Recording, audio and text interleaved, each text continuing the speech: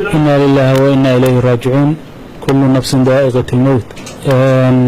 waxaa mar dhoweyd lay sheegay inuu geeriyoodo ilaahay naxariistii janno ha ka waraabiye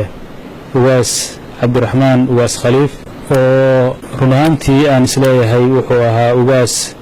ummadda Soomaaliyeed meel kastay joogto runtii ay aadna uga naxsan tahay geeridiisa ciddii maqashay ay ka naxi doonto run ahaantiina nin ummadda Soomaaliyeed ka fikira wanaageeda iyo midnimadeeda iyo israaceeda iyo khayrkeeda ugaaska intaan ku aqeen Allahu naxariistay wuxuu ahaa nin ilaahay yaqaan oo khayr qaba waxa la sheegay inuu geeriyooday anwaada 2 wiig ka hor meelahaas ayaan wada hadlaynay runtii waa geeri naxdin leh oo dhammaan ummadda Soomaaliyeed meel ay joogto waan uga taxsiinayaa waxaan ka si gaar ah uga taxsiinayaa qoyskii iyo eheladii iyo qaraabadii ka geeriyooday